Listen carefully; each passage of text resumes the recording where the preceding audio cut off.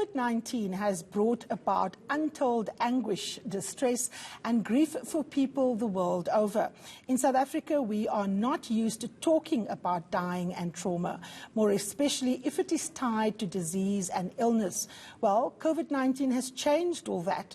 The new normal has seen us dispense with the age-old traditions and rituals of burying our dead and caring for the sick. To take us through this process, I'm joined by Love, Legacy, Dignity's Helena Dolney, as well as Mapi Mhlangu. And we are also joined by Gonda Perez. She's a recently retired Deputy Dean for Undergraduate Education and Operations in the Faculty of Health Sciences at UCT. Ladies, thank you so much for joining us. Last night, I looked at the Minister of Health, Dr. Zweli Mkhize's appeal to South Africans to really take care. We've had 13,000 people, I think for the last 3 days, 13,000 and more, testing positive, and of course, a lot of grief, anguish and concern. Mapi, let me start with you. You at an organization that has specifically designed programs to talk to communities about things that people find hard to talk about. Why is it important to talk about something that's indescribably painful in a way that's still affirming and that you can do with some measure of dignity and some measure of calm?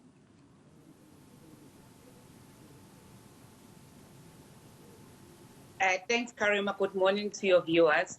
Karima, I think the privilege of being human and to love come hand in hand with the burden of suffering we experience when we lose those loved ones. And when it happens, none of us are ready to face the mountain of bureaucracy that comes with such incidents, especially when we are the most vulnerable. So it is very important to talk about issues about mortality as a pre-event, because we suffer when we lose the loved one, but we suffer more if certain conversations were not heard. I think in South Africa right now, we suffering even more because all kind of grief that comes with COVID-19. We're grieving for the loss of normalcy. We're grieving for the loss of our loved one and the comfort that comes with ritual. I read the statement from Minister Mkhize, and what is very critical, what's been critical in South Africa is that because grieving is a collective exercise, South Africans are finding it difficult to offer their sympathy, to support each other, to be tuned with the loved ones, because we've always known the one way. So what we do at Love, Legacy, and Dignity, particularly with COVID-19, is that part of what we offer, resources that we offer, include grieving in terms of COVID, when we have to observe physical distance, where we really need to offer support to our loved one, even though we can not be with them. Now, that is, of course, the hardest thing, Helena. But I'm interested in your tagline, because it talks about speaking about mortality in a life-affirming way. And that's almost a contradiction in terms. And Mapi was just saying that these conversations must precede the people passing away, getting sick. How do people, healthy people, speak about death, dying, something that is, really scary for a lot of people? How do they do that, in a situation where people are not offended, people are not feeling, that their privacy is not respected? How do you go about doing that?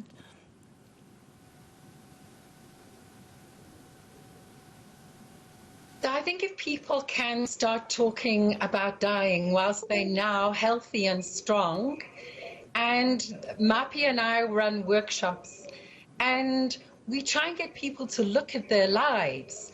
And this is a great opportunity because, like your program is called The Fix.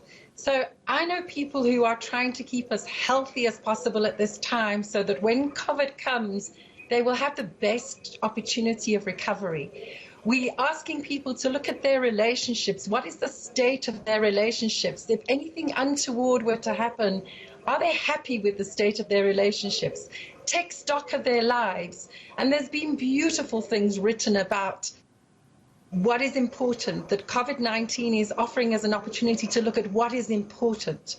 So it's very strange, but actually taking stock of your life and fixing relationships can actually be really life enhancing. And then what we ask people to do is to look for peace of mind. Only 3 out of 10 South Africans have wills. And that is a terrible thing to leave for your family, to leave a state of paperwork disarray. So if you can do your paperwork and get that in order, and if you can be specific about your wishes, it's the greatest gift you can give to your family, is to be clear about your wishes. And what we've found is that when people have these conversations, they have wonderful, deeply meaningful conversations in their family, which began from practical discussions.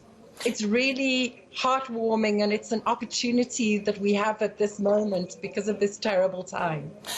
Gonda, you have had death in your family. You have been isolating as a consequence of making sure that you are not, infected with the disease. Take us through what your experience has been, just on a human level, what it was like to lose people in this time, and also just to be isolated. I mean, did it bring you closer to your family? Did people rise to the challenge to support you? I always feel that this disease will reveal our true selves. If you're a really horrible person, I think your meanness will kind of show. And if you're a good person, I think your nice parts will show. Is that true in your experience, Gonda?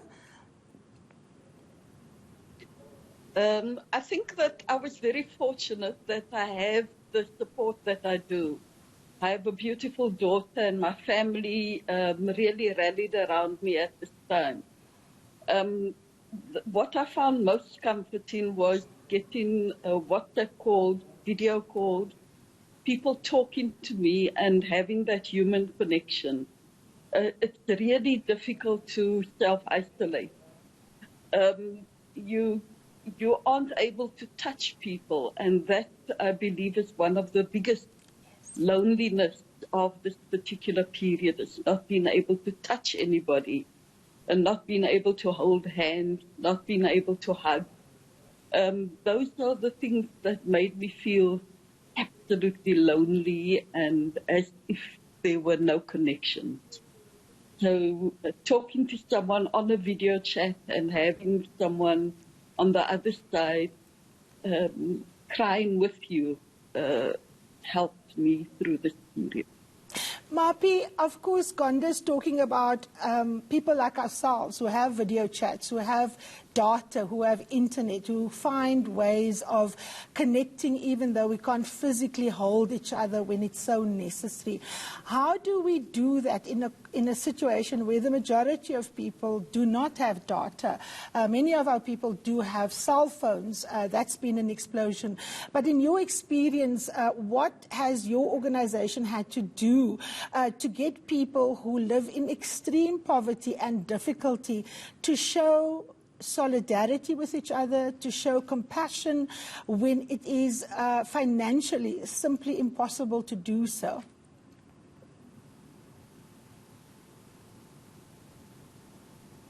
Karima, I think it's very important to remember what are the key characteristics of grieving or of marking any milestone. So one of those things is it's a picture, is songs, others is art, others use stones.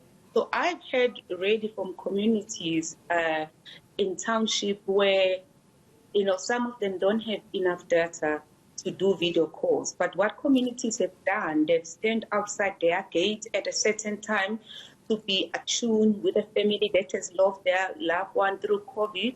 And when they stand there, they will sing the favorite hymn of the person who have passed. And in that way, the family will hear this hymn, even though they cannot come out, or some come out and just listen to the community singing with them. But, we've always been resilient in our communities. I think the whole exercise of putting up placards when we go to march, we're now putting up placards in electricity poles to pass a message to a family to say we remember you. But at this time, Karima, I think mostly about our workers, our public servants who are at the forefront of this.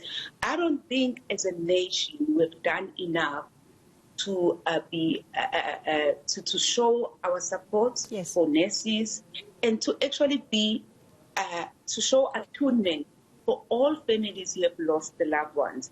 I think when COVID started, we all copied what Europe was doing, standing outside at 7 o'clock and making noises for our healthcare workers. But now it's winter, and that is very difficult for people to do. And one of the things that we need to decide as a nation, are we able to set up 2 minutes every day at a time that is suitable for our condition currently? If it's 5 o'clock, to say, listen, for 2 minutes, we pay respect, we are in attunement with the families who are going through difficult time, with those people that are in hospital, but also with nurses, because we must consider the fact that nurses are doing what they're doing, knowing every day that when they wake up and go to work, they are exposing their families, and they come back.